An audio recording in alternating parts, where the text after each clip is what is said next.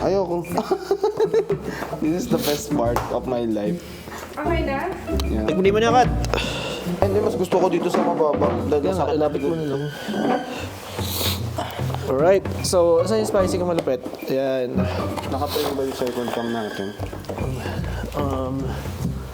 Putol ako eh, sa inyong dalawa. Harap mo guys yung monitor. Scanin mo yung Sprite. Ayan o, sa inyong dalawa. Sprite. Coke akin. Sprite yata sa akin. Royal ka, di ba? Royal ka, loyal ka ba? Carl. Carl! Uy! Uy! Ay! Alam mo yung tunog na pitbull na sinamoy. Uy! Kakaon na! Kaon. Gabi. Kaon ta! Dinagising sa likod namin. Hey. Kaway ka muna sa camera. Kami sa camera, kami sa camera! Musing. No, kinatgut ko na yan eh. Ano na yan? Ito. Wings. Tayo, bros. Ginatgut ko na kasi ito eh. Ginatgat? Ano yung ginatgat? Dinut-dot ko. Sarap nito. Ang laki ng manok sa Baguio. Yeah. Malaki yung manok dito, no? Yeah. Alam niyo ba, actually, nag-start sila as ice cream parlor. Ice cream? Jollibee? Ito, si Tony Tan Kak-chong. Siya yung founder ng Jollibee Foods Kung Corporation. nagkangkong chips, why not okra chips, di ba? Marami pa. May okra chips ba? Wala pa ata. Wala pa masyado. Ayun na. Dr. Tony Tan Kak-chong. Doktor siya. With the help of his wife and his family, they started everything with a small family business selling ice cream in the streets of Manila. Wow. 3 years after starting, the family saw the opportunity for hot meals. Ironically, from ice cream to hot meals, di ba? Ice to Tsaka doon naman talaga pag Ice to business. Trial and error. Lagi. error. Miss ko yung malaking burger steak. Yeah. Gusto yung mushroom beef. Garlic. Pepper beef. Oo. Favorite yun. Kitang-kita mo talaga yung difference nung pagka-small nung burger steak nila. Kung yung mga Tales ng Dragon, totoo kaya sa ano? Kung kasi yung espada ni King Arthur, totoo eh. The dragon is biblical. Ang dragon is the devil. Pero meron talaga siyang physical Oh, form na nakita talaga. kasi if you go to Revelations, how they will describe the dragon. Madaming ulo, Serpent, alam ko, totoo. Oo. Nakita serpent. ko. Yes. Pero yun nga, yung dragon, it actually Pati yung mga dinosaurs totoo daw. I mean, a creature na kakaiba yung dragon. Hindi siya yung parang species. nakit na ra. Yung dragon talaga, yun nga, it's really the devil itself. Often described. Pero kung during times nga ng mga medieval era nga ba yun? Yeah, medieval. Ibig sabihin, may dragon ba talaga kaya nung panahon? It's hard to say kasi kung they would just call Kasi it di ba nung dragon. panahon nga niya may witch, totoo talaga yung panahong witchcraft noon. Ano nga yun ito ang witchcraft? Kumbaga sa nung panahon na yun, mas malala yung witchcraft noon eh. Story kasi ni witchcraft, siya, di ba sa Book of Genesis, bumaba yung mga anghel, yung ginahasa nila yung mga tao, mga babae, nag-anak sila dito. Tapos yun, kinasakot sila, napunta ulit sa mundo. Tinuruan nila ang mga tao ng witchcraft. Sa kanila nang galing yun. Which is isang malaking kasalanan din. One of the reasons din. Yun nga. Parang nagbigay ng power na hindi... Hindi para sa tao. Hindi siya para sa tao. Pero naman, Book of Enoch, hindi siya nasama sa Bible kasi hindi naman daw totoo. But in Book of Enoch, sinasabi doon, sila din nagturo ng mga swords, mga weapons of war. Parang tinuruan nila yung mga tao magpatayan. Medieval era. But it also led to the giants. Oo nga. Since we're already there, di ba? Yung Giants. Giants are Nephilims. Yung mga anak. Anak sila ng anghel tsaka ng mga delete nila. So, ibig sabihin yung mga context ng mga yun sa movies, meron kaya talagang solid proof na may ganun talaga. Well, there are bones for giants, Oh? Footprints, ganun. May mga ganun. Meron talaga siya. It's really found. Sa biblically. Tsaka, meron talagang sakit. Giant something. Oo nga, meron nga. May mga May ganun higante na talaga. higante. Sa bagay, may explain mo naman kung meron tayong ganung katangkad na tao. May sobrang wild ako nabasa. Sobrang wild nung comment niya sa... I forgot kung anong thread yun eh. Sabi doon, yung mga dinosaur daw kasi may dinosaurs, yung mga giants. Yung giants, naipag-mate siya sa hayop. Kaya nagkaroon ng mga dinosaur. Sobrang wild nung comment. Pero actually, if you really think about it, Weird. it's possible kasi sobrang sama ng tao ng panahon na yun. Kaya nga, sinend yung flood eh. Diba? Pero, Sino mga anak? Eh di yung hindi lizard. naman. I mean, kung sinend Eh, kasi na yung hindi flood- naman yung Kung sinend na yung flood nun, Hindi. Ay. Sinend yung flood kasi nga, ganun na yung mga tao. Talaga. Ito yung tanong doon. Kasi everyone sa flood, natira lang sila Noah. So why in the time of Moses, may mga higante sa Canaan?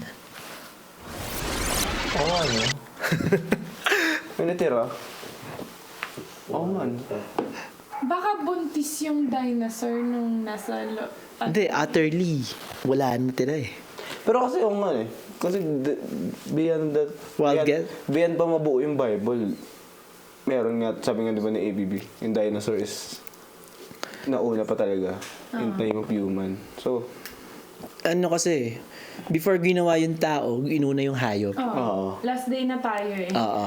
Hindi mo kasi... Pero never nabanggit sa Bible yung mga creatures na Pero hindi mo din matatanggi na walang ganun. Hindi mo kasi siya maano, kasi unang-una, nagsulat pa rin ng Bible kasi. Tao. Ang tao, led by the Spirit. So, how would they know what is a dinosaur? Di ba? Ano ba yung giant? Anong term nila?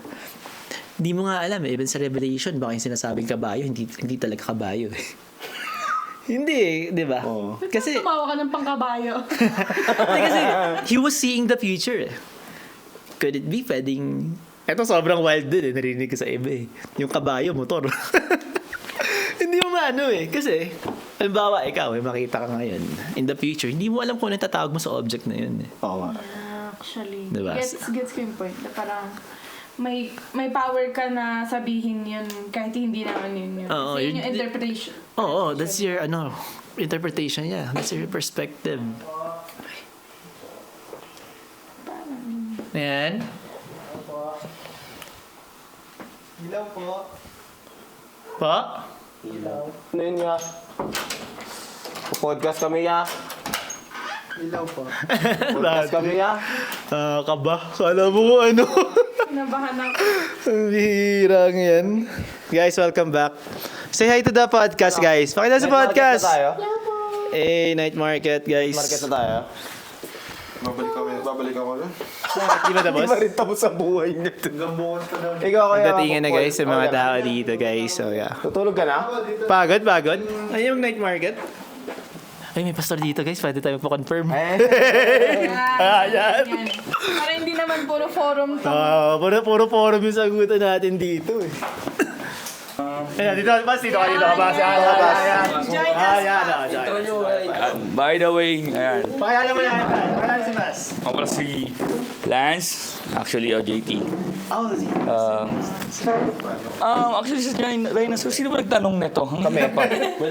Sa kanina naman, may nag-chat daw. May nag-chat May sa nag-chat comment. po sa comment na lang. Live pala. Dinosaur. Alright, so... Pag sa ano kasi, sa biblical, yung ano talaga, tama yun yung descendants of Enoch eh. So, meron talagang mga giants giants. talaga. Pero sa dinosaurs, pero sa scientifically, di ba, may na-discover sila. Mga bones. May mga bones. Fossils. Pero kung sa biblical, ano naman, I don't know, correct me if I'm wrong. Hindi siya mention. At the same time, yung frame ng years, Wala. ano eh, kumbaga, sa science, parang ilang ano na eh. Million years. Million years na. Million years. Pero kung sa basis ng Bible, parang, I think, maybe, I don't know kung exactly, pero 3,000 or maybe more than that pa. Pag yung years ng Earth, kasi yung, di ba, ang basis natin, yung creation, and then si Abraham hanggang doon. So, pero sa dinosaurs, pero actually malaking ano rin sa akin yan eh. Oo. Question Kasi eh. May mga bones, may mga Pero doon sa Giants, for sure, biblically speaking, totoo yun. Powerful yung mga Giants. Grabe yung tanong na yun. Kay Pastor yung... Yung kanina. May isa kasing it's always been a question in mind. Kasi diba dati, sobrang sama ng mga tao during Noah's time. Yeah. May mga giants nun. Yes, sir. May mga Yeah, giants. Ginuno sila ng flood. Oh. Everybody died except for those in the ark. Yes. So nakababa sila, nakalad na yung ark. Parami na sila ulit. How come po na meron pa ring giants sa Natira, Canaan? no? Dahil descendant siya, no? Paano kaya, no? Ang iniisip ko eh. Pero, ang gusto ko lang nabasa dyan, there must be, baka, sa mga anak ni Noah. Yeah. Sabi lang kasi, he was found righteous eh. Hindi naman sinabing separated from the, sa lahi eh. So baka may gene pa rin or DNA ng mga Nephilim. O kasi wipe out talaga yun, bro. Oo, Sila lang diba? natira eh. And that's very clear in the Bible. Talagang wipe out yun. Wow, powerful. No? Yung mga It's theory talaga. Yun pa yung mga podcast na dito. Ano ba? May iba ba? Sige, tanong ko lang. Pero parang ganda ng theory, no? Malapit dito pa, nagsimula to sa Jollibee. Alright. Laying of hands hanggang sa ganito mga theory. Wow. But it's interesting to, sabi niya Discuss na. isipin, di ba? Oo, sabi niya discuss. Wow. Di ba? Descendants. Kaya maganda kung mag-schedule tayo theology ba sa ganun? programa ng Life Institute. Yan. Yan. Knowing the Old Knowing the Old Testament! Hey, promotion! Basta na dyan, may discount kami. Nag-live na ba kayo lahat, guys? Opo. Wow, ako na lang palang hindi, ano? Yeah. Nag-live na ba, Kat? Ang lead ko hindi pa na live, no? Iba pa. Iba ba? Sa Y. Why, sure. Pero life excited for that. So. Actually, take natin yung opportunity na to. Bakit nga ba tayo ngayon nasa Baguio, guys? Yeah. What's gonna happen in just a great. few days? 7th convention of our MMR this Yes, week, diba? yes. So, ang ganda ng word forward. Forward. Siyempre, una, mag-serve kay Lord. Itong mga kasama ko, mga... nagpa-podcast lang. Podcast lang. Pero, alam mo mga to, mga daming gagawin by tomorrow. Yan. Pero, wow, it's a great honor na makapag-serve pa rin. Pero, I'm so, salamat din sa excellent you guys. Appreciate it. Wow. Grabe. Kasi talagang our push po talaga dito sa we want to give creative excellence. Wow. Na, ang puhunan lang ay love. Love lang po. It's not something na binabayaran ka to do. Yes. You're doing it Yes, out of love yes. for the Lord. That's yun yung gusto nating Motive yun. magawa dito eh. Tama. Kung nagagawa sa labas, Yes. ganong excellence, dapat kaya din natin for the Lord, di ba? Kasi dapat mas the best pa nga talaga. Mas the best pa. It's for the Lord, di ba? Kasi maganda nga din talaga na in our denomination na ibaba yung heart na yun, bro. Kasi many people hindi maintindihan yung ganun. Bakit tayo ganito? Bakit ganito? Parang, Bakit kailangan ang galing perfect, nyo, no? excellent kayo, pwede kayong kumita dyan. Like, Oo, yan. di ba parang excellent? I mean, ngayon sa era natin ngayon, digitally, pambira yung mga skills nyo, pwedeng bro. Kumbaga pagkakitaan. But because of the heart, wow, nakaka-bless dahil nadadaloy siya madaloy sa buong denomination.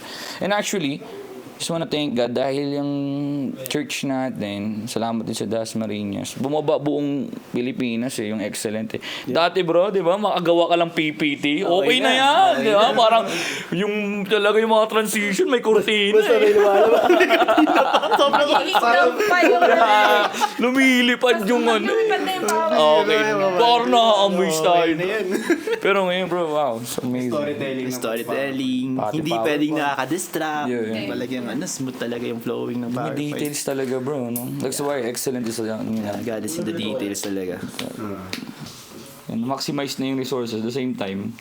Parang na-stretch pa tayo, Powerful. So I'm really happy with the youth niyo, no? Iba yung edit ng youth talaga. Yeah.